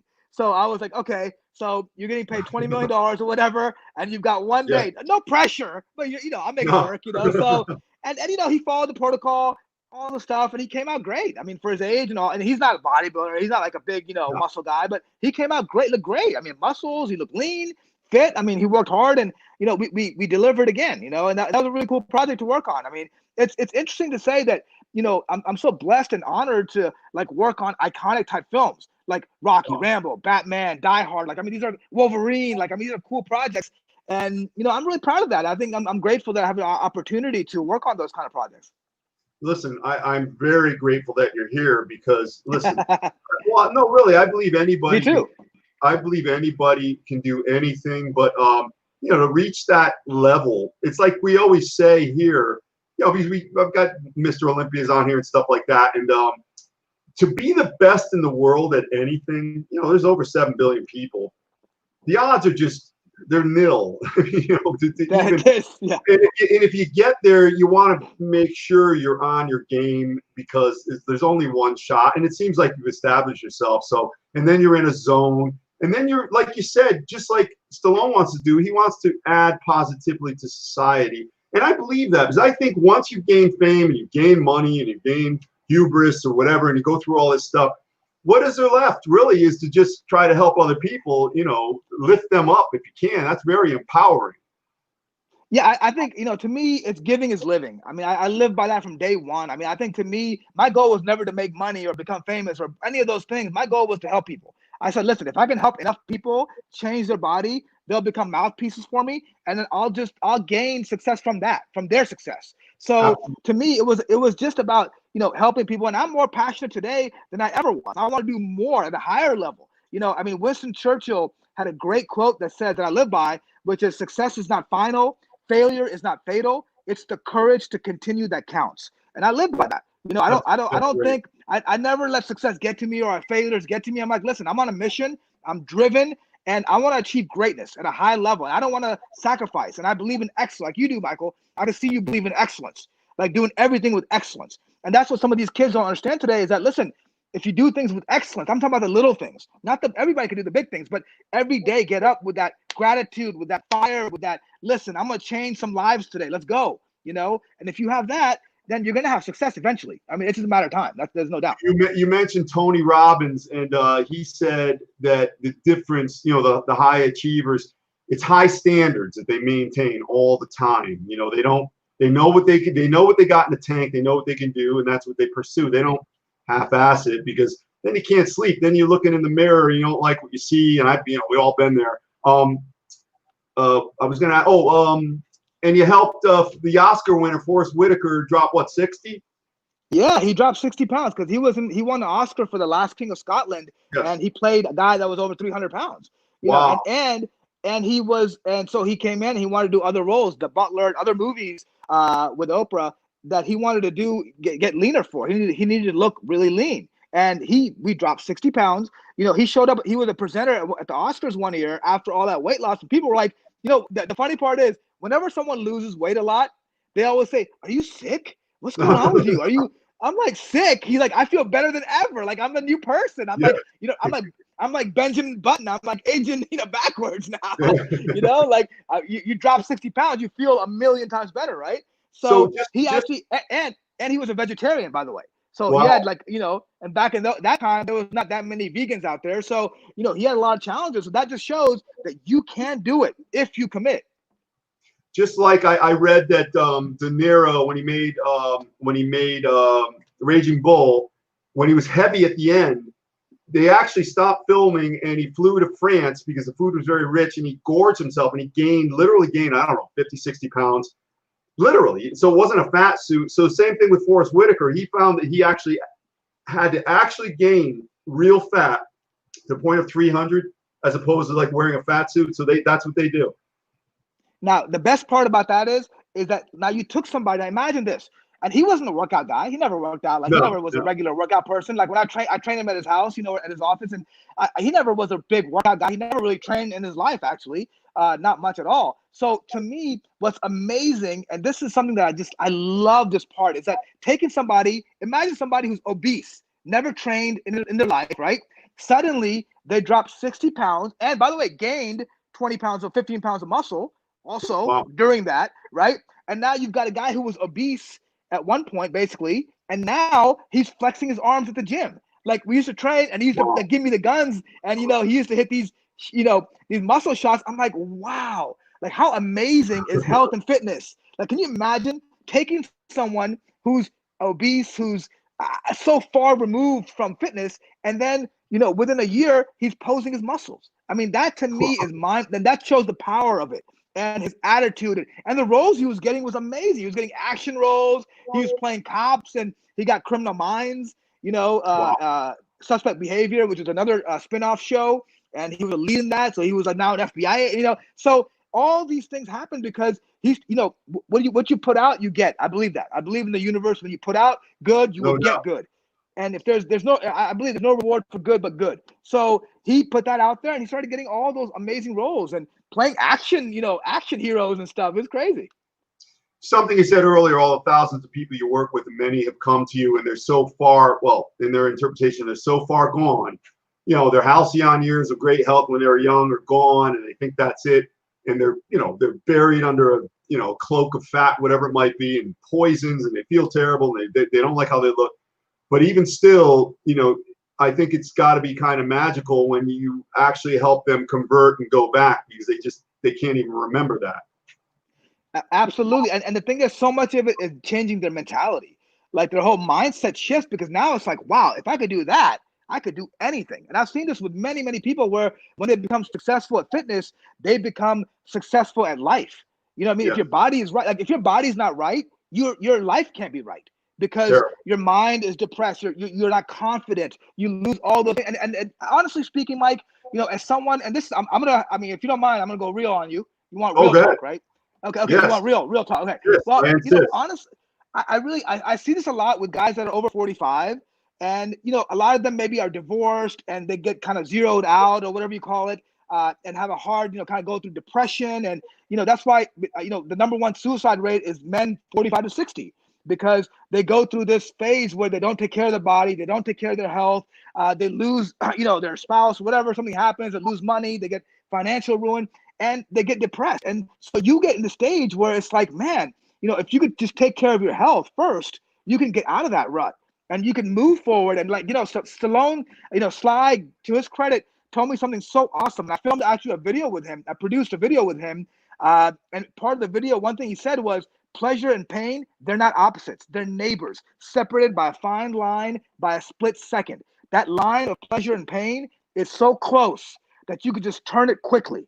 You know what I mean? If you can just get your body right, get your health right. And so I always say it's never too late to be what you could have been. So going back to that, so I see a lot of people who are over 45 depressed. These guys are like, man, what did I do with my life? I lost my all this stuff happened to them. And it's like, man, you know what? Get your health right. Get your health right and work on you. Self-improvement can't be decreased. In fact, Mike, I'll tell you this. They did a study, a very famous study on happiness. right? And they looked at what makes people happy. Is it money? Is it children? Is it family? What really is the key to happiness? In the interview, I think it was like 20,000 people or something. And they showed that there's two things that create happiness in people. Can you guess what those are? I mean, these were two overwhelming. I'll just deviate for a second. I agree in that when I'm in top shape, and it's not always, but most of the time, 80% of the things that ordinarily bother me don't, because I have control over this and the extraneous. You know, one of the Batman lines was structures become shackles. So, you know, you've got all this stuff that is ruining you. Like these guys that you're talking about, 45 to 60, they're lamenting over losing things that were actually destroying them. So that's kind of like a paradox, parallel, something like that. I don't know if I answered your question, but it's probably in there somewhere. You know what? You actually said it. You know what's funny? The two things were that created happiness for the most people. Number one, gratitude. It's being grateful for what you do have, not what you don't have. That was number one. And the second thing was progress, was self-improvement. Yes. That was the thing. And that created more happiness for more people. If you're going up, whether it's doing one workout, whether it's one better meal, whatever you do for yourself, right? Get a haircut, anything, you know, look to feel better, it's going to help you. There's no doubt. If you read a book, if you gain knowledge, if you increase, that's why like every day I try to gain my goal. Honestly, Mike, one of the things I do is one thing I'm a stickler about for the last 25 years. Every day I want to learn something new. If I don't learn a new fact, a new thing, a new study, something, if I don't learn something new every day, I think I failed. So every day I learn something new. So today, just to give you an example, I learned a lot more about the intestinal gut. You know, I learned about SIBO, which is small intestine bacterial overgrowth. So I learned a lot of things about that today. Just every day, learning new things. You know, it's pretty cool. I want to address, you know, the progress thing, and I know that as a truism, even if it's a little bit every day, people are happier if they know they're going forward as opposed to being stuck. But isn't it true that you have to have a crystallized goal in order for that to be propagated? And how many of the people that you deal with, they don't really have a very clear goal, or they're embarrassed to speak it? You know what? I know that's one thing I'm a stickler on, man. Two things. One is having a goal and then having a strict deadline for that goal. I mean, look, if you get in your car, you have to have a destination. You don't just go drive around. Well, maybe after a breakup, but you know. I hope not. Listen, I don't have any time for any more of that. I'm done. Yeah, you broke too many hearts, my man. No, not maybe. There's a trail of bodies. No, no, but yeah, I mean, you know, like you get in the car, you have it. Look, first of all, I always compare it to, look, when you get in your car, you map out on your GPS, and then you drive to the location, right? Same with fitness. If you don't have a fitness destination, and if you don't have a blueprint on how to get there, how are you going to get there? And you know what? To me, looking better is not a goal. That to me is not a goal. No. Looking fitter, I want to get muscles. That's not a goal. Looking fitter, I want to have anti-aging. That's not a goal. To me, I actually make my clients write specific goals, write them down on paper, not on the phone. I hand write them. Like, hey, by June 15th, I'm going to drop 5 pounds of body fat. I'm going to gain 8 pounds of muscle. I'm going to increase my incline press by 50, 40 pounds, whatever. And I have them write all these things down, and we measure it. And then there's a deadline. So you got to do it. And that really, especially with celebrities, because, you know, they have everything, right? They have everything. They have all the money, power, fame. So what drives them is their goals. And when I tell them, are you sure you can do it, Ben? I don't know, bro. They're like, what? All right. Like, I'm going to show you. You know what I mean? I don't care. I'm going to show you and the world. Like when Forrest Whitaker, for example, dropped that weight and he was a presenter at the Oscars, people were like, he literally shocked the world. There was articles and like, what is going on? Wow, Forrest Whitaker looks incredible. Like, dude, like he looks like a People magazine cover model. Like he's not known for that. You know what I mean? It's kind of cool. Who do you like taking everything into consideration? Who do you like working with the most? Maybe you don't want to say that. I don't know. Well, you know what? I like actors because I do a lot of athletes as well. I do tons of athletes. I was actually I did the 2012 Olympics Jamaican sprint team. So they were pretty good. Yeah, they were pretty good out there. Yeah. But so I do a lot of athletes. I used to work with the Utah Jazz back in the 90s, Karl Malone, all those guys. I used to do Lakers. I mean, I do a lot of them. I do a lot of athletes. and football players. Michael Strahan's one of my best Yeah. friends and really good friend of mine for 25 years now. And I Wow. worked with him back in the day. So, like, I think I personally prefer actors because it's just, I think to me, they're a little easier to work with because there's less pressure, because athletes have injury issues. Like, you can't, what if, I'm training them and then they pull a hamstring, or, what I mean? Oh, it's like, dude, they're out for the season, or, you know what I mean? There's a little bit more cautiousness that's required with athletes, a little bit more specificity. I mean, I could do it, but there is a little bit more, I would say, risk, involved versus just, because actors are just aesthetics, right? They're just cosmetic. Yeah. Right. So to them, I don't want to. I like working with them because I love seeing a body like transform and change. Like, wow, man, you look like, whoa, I always call it the shocking effect. My good friend Don Wheeler here. Rehan, you've got a great sense of humor, man. Yeah, Rehan, you know what he does? He actually gives the wrong advices sometimes, Don, and that's his sense of humor. No more kidding. My God, I'm like, it's not that hard to give him that. I'm here destroying your reputation after all these years of work. Some jackass in Connecticut is messing it all up. It's not that hard to give me the wrong advices. Here's something for you. You hear about Brady, and he has that trainer. When he was with New England, there was a lot of friction with the team and the trainers. You coming in and you're friends with some of these players, and you've got, maybe they're very territorial. They've got the team trainer, the team nutritionist. Does that ever arise? Like, hey, what are you giving our guy? Here's a list. You can't do that. So on and so forth. Do you deal with that? Yeah, I do. I mean, absolutely. I think the benefit that I have is the top athlete usually on the team kind of refers me. So he kind of quiets all that down. He kind of he gives me that vote of confidence. Like, hey, he's my guy. Like, let him do what he needs to do. So that kind of helps. I don't really deal too much with it. And I think a lot of people respect knowledge, and I think a lot of people respect credibility. I'm not somebody who's fly by night or who was here for a year and just became, a trainer. Like, they know 30 years of experience. They realize that, hey, listen, maybe and it's funny because a lot of the team nutritionists and trainers become friends of mine, and I actually help them and advise them and give them guidance as well. So, I think it's an overall process, and it's teamwork. Teamwork makes the dream work. So no one man. It's not me. Like, it's not. No. People say, oh, you transfer. It's like, it's not me, man. I'm here because I stood on the shoulder of giants. Like, that's why. It's not like I'm just one cog in that machine. So I do my role, I do my part, but I work with a lot of people who help support that. I mean, there's a lot of people involved, as Mike. When you get lean or when you transform, you need a good chef. You need somebody to cook your meals. You need people to help you. There's a lot of factors. So I never ran into any friction like that. And by the way, Tom Brady, I met him several times. Nicest guy in the world. God, really? I want to hate him. I want to hate him so bad, Mike. I'm a Giants fan. I'm a New York Giants fan. Oh God, yeah, me too. I was a nutritionist for the Giants for 2 years. So really, wow. So back in the early 2000s. So I mean, I've been a Giants. I was a Giants fan before, like Phil Simms and Joe Morris and Carl Metzger, all those people. God. Yeah, back in those days, right? So Lawrence Taylor and Pepper Johnson, but but I was like Brady, Patriots. Oh my God, but like I met him, and I mean, he was so nice, dude. How could you hate that guy? He's the nicest guy in the world. People are often, when you meet them, they're usually not what you think, either higher or lower. I'm going to jump ahead, then we're going to go back to the movie you're producing.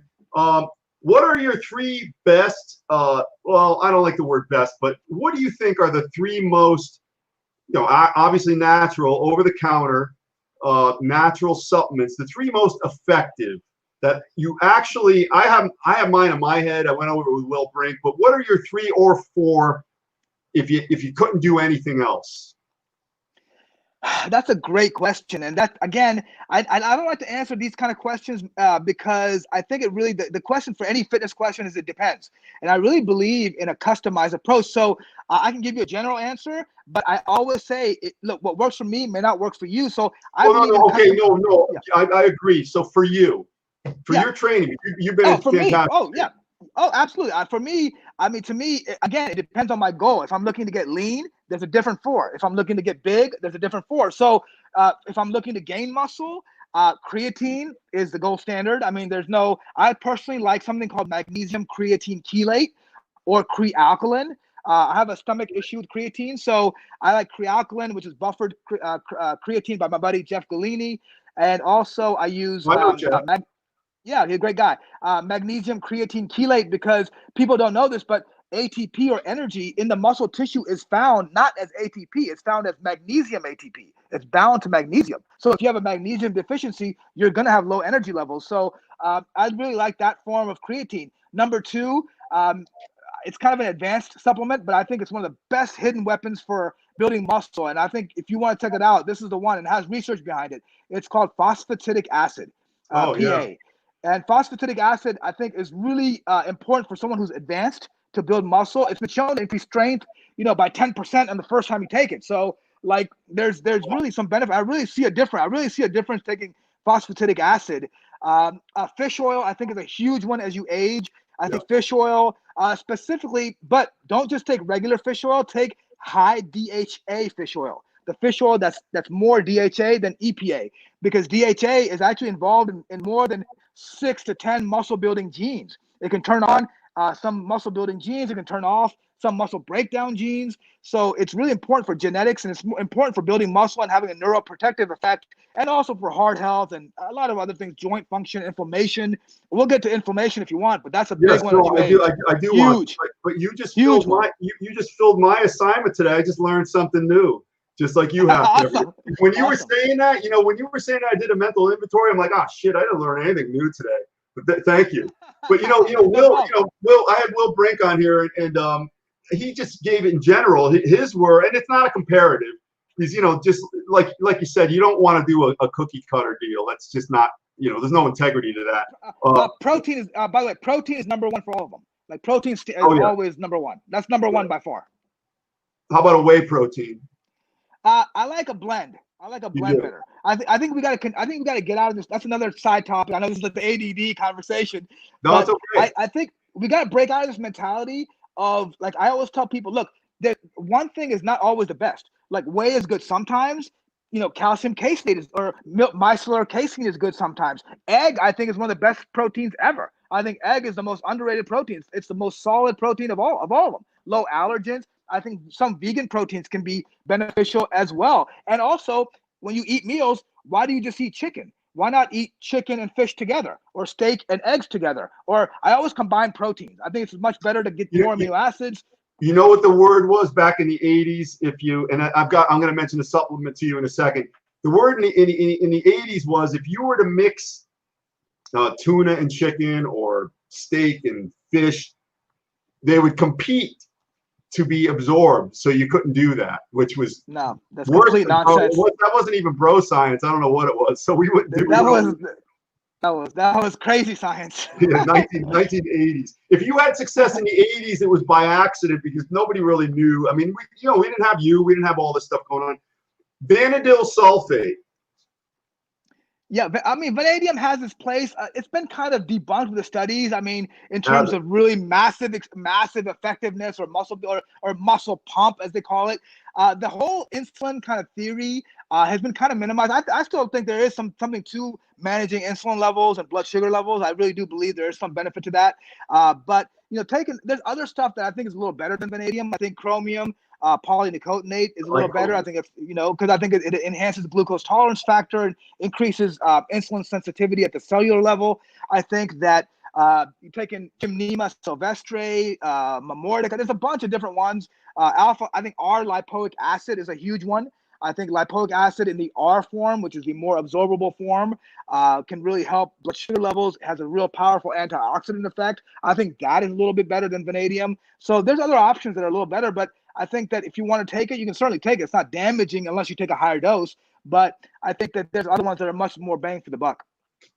Thanks for that. Yeah, and I tend to agree with what I used to take, something called Sport Pharma Vanadil sulfate in the early 90s. Oh, of course. I love that one. Yeah. I used to get like a rock. I mean, but now there's better options. And I promised Don Wheeler, he wanted to know the Stallone thing here, vestiges of Rocky 1976 or 77. Does he drink raw eggs? And what do you think about drinking raw eggs? I mean, is there any, is it just kind of like Yeah, he definitely not now, definitely not. We know the science is for number one, of course, the digestive issues from potential salmonella, other stuff. But number two, even if you avoid that, there's actually a protein in eggs called avidin, and avidin binds albumin. Yeah. So it actually makes the actual protein that's beneficial in egg whites less effective if you drink it raw. Right. Cooking denatures evidence so you can absorb the egg albumin. I'm sorry, I'm getting a little technical, No, but that is one of the reasons why raw egg whites should never be drank. You should never take those. You should cook them a little bit. Right. Well, how about, you make a protein drink, you throw the powder in there, you throw some frozen strawberries in, you crack a few eggs in there. Same thing? No, I would never do that. Never, because again, you're not going to benefit from those eggs anyway. Wow. Yeah, that's true. You're right. But still, it's something a lot of people do. They just throw it in. What's good for inflammation and avoid bone loss? That's kind of a general. Well, you want to speak on inflammation a little? Absolutely. I'm going to tell you, with the patient base and everything we have now, everything that exists as far as dysfunction, disease states, injury, there's always a state of inflammation present. Would you agree? Yes, there always is, and especially because we live in a time where chronic inflammation is the standard now. Because number one, the food isn't as high quality. We're not getting enough sleep. There's research that more than 25% of people suffer from some sort of insomnia. And we have stress levels that are astronomical because of this fear mongering and this. We'll get into that later, but social media, all this stuff that kind of creates this stress level that's so high, this anxiety level, all of that affects inflammation. And so I always say that if your body is inflamed, it's like trying to drive an engine that's smoking. You'll always be worried, like, what's going on? You can't be at full speed. So some of the ways to lower inflammation, and by the way, you need some inflammation. Like, some inflammation is okay. You need it to, for exercise, stimulation, and you need a little bit. But when you have chronic or over inflammation, you have a lot of problems. And some of the ways you could reduce that, number one, is turmeric. Taking curcumin or turmeric and fish oil, those two mainly are two things, ginger as well. Those are kind of the three things that lower inflammation. But the problem with turmeric is that turmeric has a very, very low bioavailability. Like, if you just take turmeric powder, you're going to absorb 1%. Or very little. So a very low bang for the buck. So you got to take turmeric in two forms. One is called C3 or curcumin. Curcumin and C3 are more absorbable forms of turmeric. And those are the ones that can really get in your body, lower inflammation. And also the third thing I would say is probiotics. I think probiotics are the most underrated supplement. I think every single person should be taking some form of probiotic. And I think that look for a probiotic that has lactobacillus, that has at least 20 billion CFUs. On the label, you'll see CFU. It should be 20 billion minimum CFUs, which is colony forming units. And you should take that because digestive health, the gut flora is, it determines disease. It determines even muscle building, brain health. It determines so much stuff because how you absorb nutrients is all going on right there. And if you have gut problems, and most people have digestion issues at some level, taking probiotics can help you enhance gut flora and can help you. We have 100 trillion microbes in our gut. Think about that. So billions, and literally 100 trillion microbes in our gut. So we want to make sure those are positive and those are beneficial to digest fiber and foods and all those things. And so those three things mainly can help lower inflammation. Taking cold showers, I think, can help you stimulate immune response and can help you kind of lower inflammation as well. Lowering stress always is good. Lowering sugar is a big one. Too much processed sugar can really increase. It can increase inflammation. And we found that even lowering, for example, high fructose corn syrup or fructose in general, if you eat way too much fructose, you can have a lot of problems with inflammation, and you can have something called non-alcoholic fatty liver disease. And this is very prevalent. By the way, some studies have shown that over 60% of people have non-alcoholic fatty liver disease. And they don't even know it because the only way you can test for it is take a liver biopsy. And who wants to take a piece of their liver out? That's, so people have it because they're just eating. By the way, high fructose corn syrup is in everything.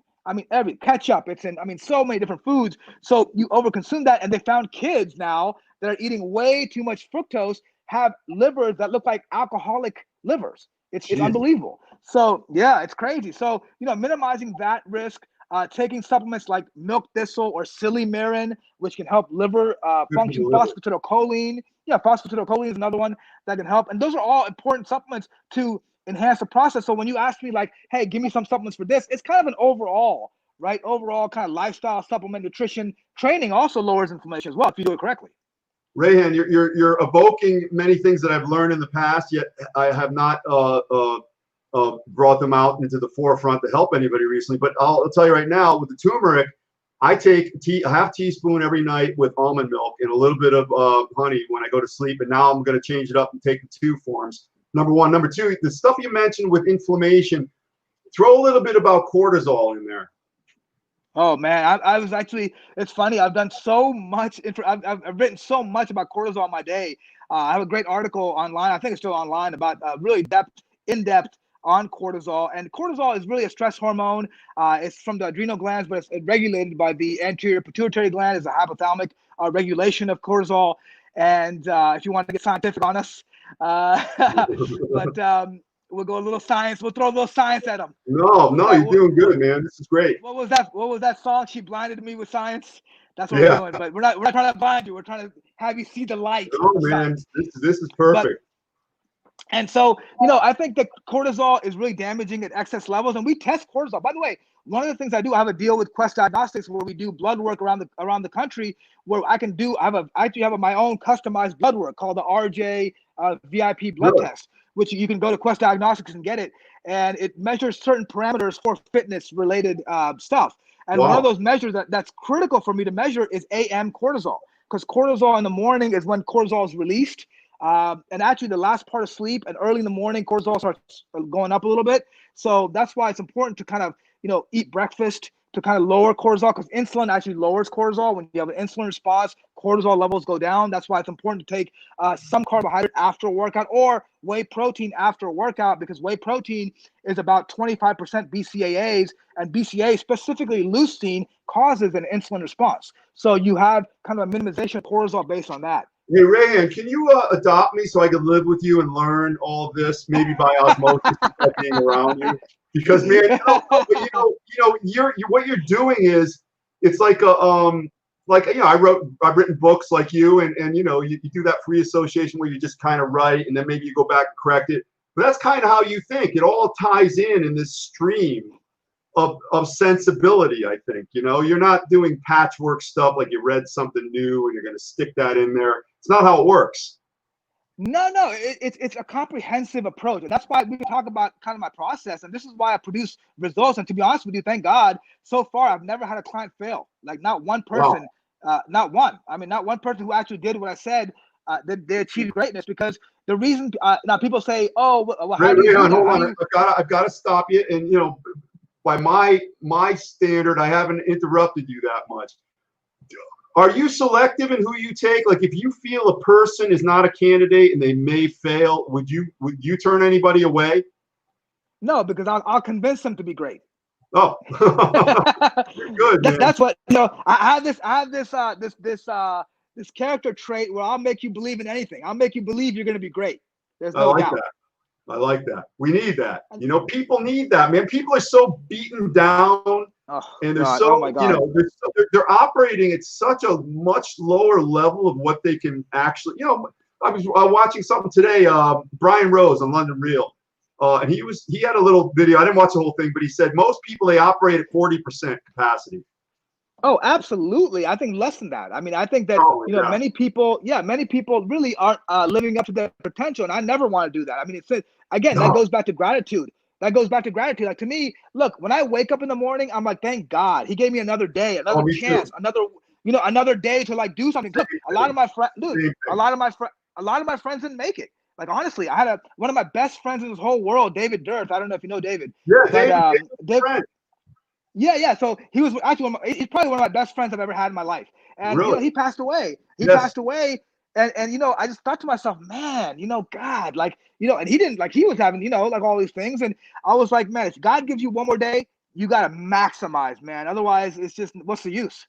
Hey, Ray, and I'll tell you, watching him, he still tried to make the best of it every day, right to the end, He did, man. He did. And really one of the best people I've ever met in my life. I tell him, we were business partners for 10 years. I mean, I've never had one bad experience with him. I've got a million crazy stories, which I can't share right now. But suffice it to say, he was the wild child. Well, yeah, listen, we could have an R-rated version of this, man. I mean, we could, You know, we can do the Love split to. screen. I could bring on I don't know, one of Palumbo's people from his shows. He's got a lot of crazy guys over there, and we can plug them right in. That's easy. What was I going to say? Let's go back. Let's talk about the Netflix. You're producing a movie right now. What's that Yeah, all about? two actually. I'm doing two movies. One is called the Skinny Truth. I've been working on it for a few years actually with Alex Ardentia as Oh, good, a good. movie about. It's a movie about the obesity epidemic. It's really about what is going on out there. And it's not one of those movies where, oh, hey, sugar's the enemy, or fat's the villain, or oh, it's lack of exercise that's the villain. The villain in this movie is, Mike, and you know this well, is misinformation. That's the Oh villain. God. So this movie is about, we live in the information age, but really it's the misinformation age. Because for the average, like, could you imagine if you're an average consumer who's looking to lose weight and you Google weight loss or fat loss? I mean, there's like hundreds of conflicting opinions, and I see people always tell me, "Oh man, why don't you go on these Facebook threads and drop knowledge and argue with these people?" I'm like, first of all, I don't have the time for that, and number two, what's going to happen if I argue with them for hours? I mean, they're not going to, it's one of those things, and it doesn't make a difference because it all depends on you in the end of the day, right? So to me, taking that customized approach, and I always tell people, if you want to have success in health and fitness, learn about yourself. Learn about your preferences. Get a DNA fitness test. Get blood work done regularly. Understand food allergies, intolerances, all those things. Learn the blueprint of you. Then you can you can have success easily. This ties in, but I've got to ask you this, and you probably do some of this, but what do you think of? I call it the danger of blindly following studies and the results, because I'm looking at two things: big corporate special interest money, those who may be conducting the test, and then investigator cherry picking bias. I mean, how much does that play a role in, just really not delivering ultimately what's true? That's a great question, and actually, I'm a science. I grew up on science. I lived No, on it's not science. an attack. It's not an attack on you, because I know that's your gig. Oh no. I'm saying it because I understand it, and I understand all facets of it. I know the inside game, the outside game. I know all of it from in and out because I've been on both sides. I've actually worked in a zinc lab. I've helped publish studies. I've actually funded studies later on supplements. Myself, I did a study for one of my products at Florida State and Baylor University. So, and I've worked with some of the top researchers all the time. So, and I understand corporate funding. I understand all of it. To me, look, I always say that you look at the credibility of the person doing the study, look at the funding source, look at the results, and if they're reproducible. Like if you just do one study in 8 people, big deal. Like if you can reproduce those results, and again, a lot of the studies, to me, studies are great. Look, don't get me wrong. I'm a big fan of research, but I also look at real world results. I look at personal preferences. I look at, hey, maybe this study doesn't apply to you. You know what I mean? It was done, and you got to look at a lot of the studies are also misinterpreted for marketing. Like they'll say, oh, creatine does this or whatever, and then they'll put 500 milligrams of creatine in the product, but the study used 10 grams.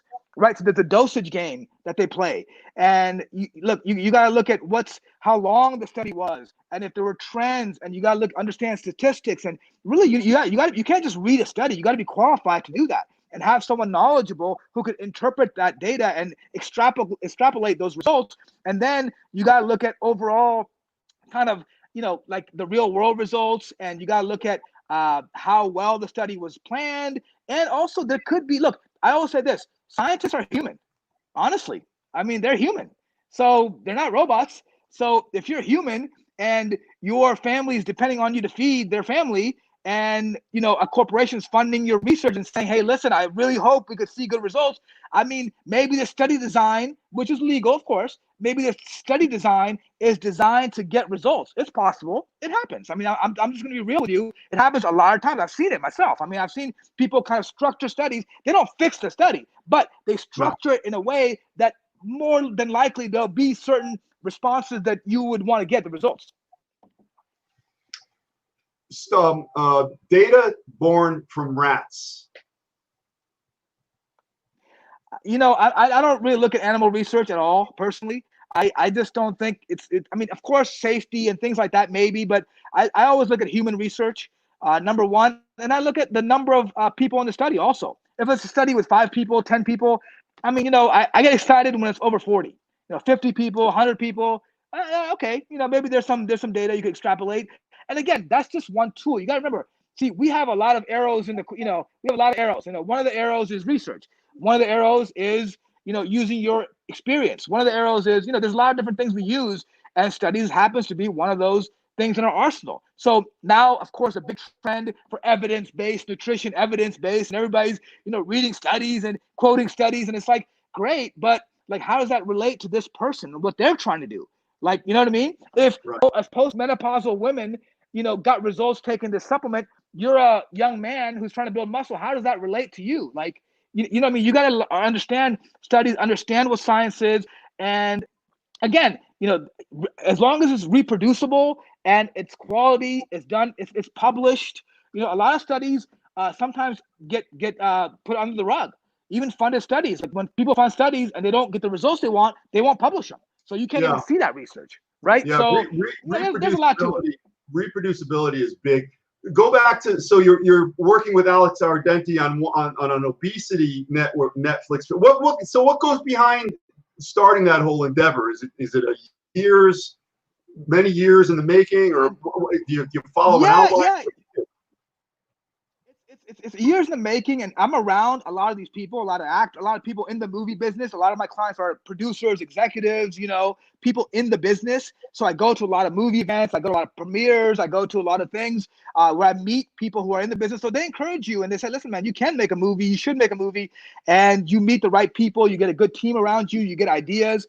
So besides The Skinny Truth, the other movie that I'm now working on is a full feature Hollywood film, like a full feature actors, and that's on the Balco Labs sports scandal. Oh my God! So that movie is about the life of Victor Conti, which is one of my great friends, great guy. I've known him for 20 years. He's kind of misunderstood, kind of gets a bad rap, but I've never had a bad experience with him. Great guy, one of the best, really smartest guys I know, and a guy who went to prison, got redemption, built a new business out of it, and he's still doing great with his snack line of supplements. So, he's a good guy.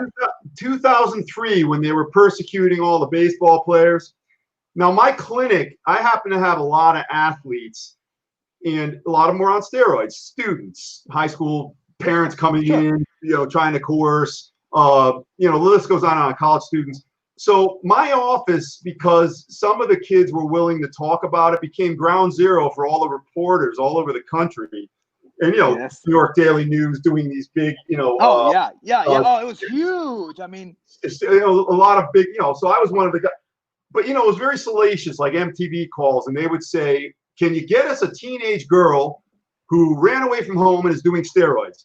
And I had the reporters, like you said, hey, how about, the creatine? I go, did you have steak last night? But they were so bent on the tawdry and never mind understanding anything and understanding that, crazy.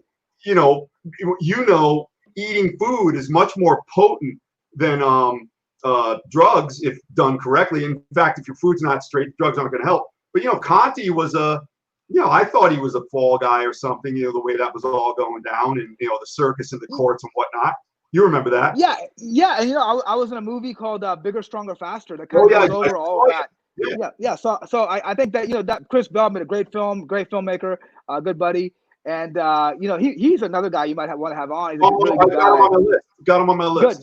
Good. So, I have a whole, maybe we should do another show about this whole topic maybe, but, I've been around it. I've been around bodybuilders. I've been around. I know a tremendous amount about the drugs. I understand them. I know how all that stuff. But I think that look you have to understand one thing about sports is that it's if everybody is taking it, is it cheating? Like to level the playing field. Like it's like to me. It's like listen, I couldn't that's why I retired from bodybuilding. Okay, you can't be a pro bodybuilder without taking steroids. I mean, nobody can debate that. Like, okay, I mean, look, and I'm not talking about steroids only. I'm talking about growth hormone, plasma expanders, insulin modifiers. You've got, IGF 1, 2, and 3, and you've got. It's so. My point is, look, if everybody's doing it and you just have to do it to compete on the level, then I mean, that's a whole philosophical kind of discussion. I think that personally, I don't think that someone taking it under a doctor's supervision for health and for sport, whatever reason, and if it's legal in their sport, and if they do it again under legal guidelines and under doctor's supervision, I think it certainly benefits you. We know the benefits of testosterone after you age. We know the benefits of growth hormone. We know the benefits of peptides and other things now that they're doing. Even SARMs. I'm not really a huge fan of SARMs, but I think there's certain peptides that are amazing that can really change your body and health. Chronic low testosterone does more damage than taking testosterone, as you know. Horrible. But I want to mention your friend Jerry Brainham. I'm sure you know Jerry. And Jerry said, Jerry competed back in the Arnold days, and he was okay. He won like Mr. Venice Beach, but he says he never took steroids. I have no reason not to believe him, but he does say, to this day, if he knew everything he knows now, he would have took them, because if you do them, under auspices of a doctor and sensible, whatever it might be based on your goal, they help. Yeah, absolutely. Again, I don't use them because I just think I could do it without it. But again, if someone else wants to do it, I don't judge people, or I don't know their reason or their why or what they're like. That's one thing. It's like, listen, if people choose to do certain things, I don't know what their life is like. I don't know what their reasons are. I'm not gonna judge them and say, oh, he's a juice head, or who cares? I mean, who cares, man? Look, you don't know what their life is like. You know, if they're low testosterone destroying their health. By the way, low testosterone causes depression. It causes bone problems. I mean, so many things. Obviously. Yeah. So let people get better, man. You and I could both look at a person, and I could tell if they're low T. They've got this look that guaranteed. Let's say they're indicators. Let's not say how they look, because that's not very nice. Somebody wants to know, did Patrick Arnold get a raw deal? I know Patrick very well, a friend of mine. He says yes, of course, but it was circumstances at that time. Hindsight's 2020. I'm sure he would have done things a little differently. I'm sure Victor would have done things a little differently, but it was what it was. And look, at the end of the day, they were looking for a scapegoat. I mean, they were looking for to persecute somebody. They wanted to out somebody, and they needed it for, like you said, for the media, for the press. They needed to have that scapegoat, that one guy that was a fall guy. So they went after Patrick, they went after Victor. And by the way, there were so many other people doing it. Like, it wasn't like they were the only ones that were giving steroids to athletes. I mean, it still goes on today, Mike, as you know. It's just just better at it. I mean, they're just better at it. Like, even there's this whole movie now about Lance Armstrong with the EPO. It's like, I mean, every cyclist I know has done something. I mean, there's no way. It's the dirtiest sport I've ever seen in my life. I mean, they just do it better. They just don't get caught, right? So it's it's a whole nother discussion. We'll get into that a different episode. Maybe get John Romano We're on. We're going to do another one for sure. We're going to do another one. We should concentrate on PEDs in a very informational way. I've read some guys in the NFL say, if you get caught, it's because you're stupid, because they tell you when you're getting tested and whatnot. Hey, listen, I know the NFL, the powers that be, they don't want to see guys that look like me running around, ticket. And that's part of science. It's part of the world. And, like McGuire hitting all McGuire putting the androstenedione bottles in his locker so they'd see that, and they just don't pay attention to the real stuff. I never cared. I don't care. I don't care either way. Just like you were intimating. Do you, man? If you're not hurting, it's like alcohol. If you're not bothering anybody, then it's not a problem. And that's a wide swath, because you're not screwing up at work. You're not killing people with your car. You're not bothering your family, so it's not a problem. But go beyond those confines. Here's a list for you. Let's do a list. Okay. Because we're gonna have you back for sure, man. Man, you can fill every chasm that is bereft of useful and necessary information that I could think of. You could just. Well, thank you. Going. Yeah. Well, thank you. You're the same. I mean, you're the same. You're a knowledge of all trades. I take the actor out of chiropractic, so if I don't know, you'll think maybe I do. All right, so here we go. Here's a list, 5. You're just going to give us some insights. Stallone, number 1. The most entertaining person I've ever met in my life. Ben Affleck. One of the hardest workers, also very funny, very committed, and just a good dude. Like, just a good guy. Forrest Whitaker, you mentioned him. Yeah, just another guy who's committed. He's more, I would say, a humanitarian, a really good humanitarian, really cares about the world. One of those really true altruistic guys who's just a gentle giant, I call him. And Bill Phillips? Bill Phillips, I think he was a genius. That's the one word that comes to mind right away. I mean, I think he was a trendsetter. He was a genius. He was someone who was ahead of the curve, and he thought things differently, and he really cared about the customer. That's what it boiled down to. People didn't realize if you take care of the customer, everything will be good. So he was ahead of his times. I kind of liken him to Joe Weider, and that Joe back in the 50s, he wrote this treatise, and it was, the man of the future and how they're going to live. And he, it was like 7 or 8 points, and he was right. And it was these things that would be considered not even radical, just unbelievable back then. But, Weider saw what other people did not, most people see, very few observe. I think that's Sherlock Holmes. Most people see. Well, I say only those that see the invisible can do the impossible. Yeah, I like that. And finally, we had to throw a bodybuilder in there, and you chose Flex Wheeler. Flex is an amazing guy. I worked with him years ago, back in my biochem iron tech, Steve Weinberger days. Another good friend of mine, good guy, great dude. Bev's Gym, shout out Bev's Gym. But no, he's a great guy. He's a hard worker. Some of the best aesthetics you've ever seen. I think to this day, I've never seen aesthetics like that in bodybuilding ever. Like his muscle bellies and the way the body looks. And unfortunately, he had to go through some really tough times recently, and as you know, but back in the bodybuilding days, I think he had one of the greatest physiques, I think, in history, me personally. Let me ask you this, and not necessarily just considering Flex, and maybe we'll end with this. We'll have some closing statements. Sure. A guy like Flex, who's operated at such a high level, how do you think he's going to manage losing part of his leg? Because that's not coming back, obviously. I think, knowing him, I think he's a fighter. He's one of those guys who's, again, the will, not the skill kind of guy. He's going to will himself to be great, and he's already doing it. Anybody, who's overcome adversity. He was in a very bad car accident. He's gone through a lot of stuff in his life. So, he's going to come back. He's a fighter. He's a fighter. So he has that mindset where he's going to overcome no matter what. So I think he'll be back better than ever. Since I'm hungry right now and I'm thinking about some junk, what's your favorite cheat meal? Oh, that's a great question. I meant Dairy Queen Blizzard all day. Oh, wow. All day. Peanut butter cups. Yeah. My wife was just saying that she goes to Dairy Queen Grill and Chill, I think it's called, and she gets a chicken salad. I go, there's chicken at Dairy Queen? Get the hell out of here. It's probably that rubber stuff. That's where I'm from. It's from some, it's from like Namibia. They don't have to put on the pack. It's like a Frankenstein chicken. It's this chicken parts put together. You're chewing it and something's up, and it's not quite the high octane that you're hoping for. So it's not organic. No. Hey, Rehan, this was great, man. Boy, what a great way to end my day. Thank you. Any parting thoughts? We had a lot of people, a lot of comments. Everybody's happy. They said this is great. Thank you, man. I appreciate everybody. I just appreciate you having me on. I appreciate everybody being on. The one thing I leave you with, guys, listen, it's never too late to improve your health and wellness. Learn about your body. Get blood work. Take care of yourself, man. Self-care is very underrated. Take care of yourself, and everything else will be better in your life. Improve yourself.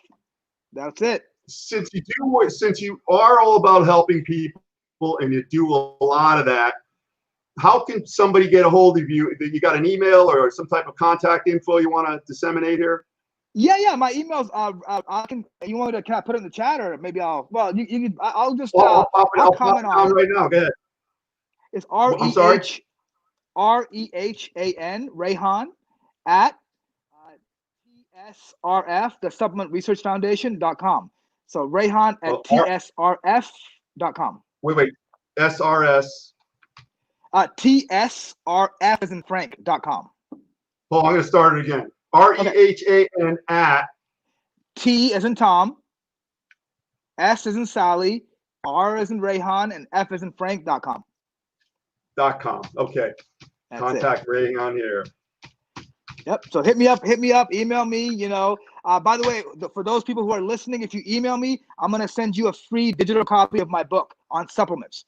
So I'm going to get you that. So it's a gift for you guys. That's awesome. I'm going to put that in there. And listen, man, don't be taking any of these messages from people, Clint Eastwood imitators. I got a friend who could do, one quick story. My friend Lance, what a colorful guy.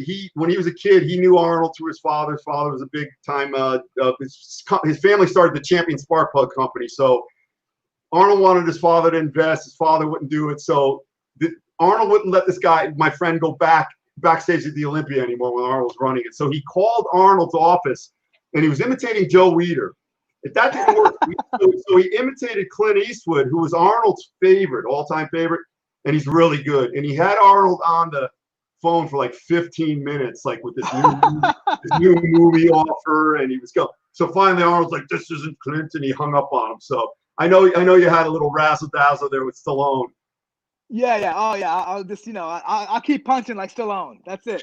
Keep punching. Rehan, Thank you, brother. I'll shoot you a message later, and I'll pop this on your timeline. Awesome. I appreciate you, man. Thank you so much for having me. I'm glad you're out there. I'm happy that you exist. You're doing good stuff. You're putting society ahead. Remember, the evil forces always come back. They're pulling you back. What did Pacino say? Just when I was out, they're pulling me back in. But I'm pulling away, baby. I'm doing rows every day. Hey, what Stallone says, keep punching. Maybe it's keep pulling, brother. I don't pull no punches. So, all right. Hey, well, God bless you. Keep up the great work. We'll have you back on. You have a great night, buddy. See you. Bye. 10-4. Thanks, everybody.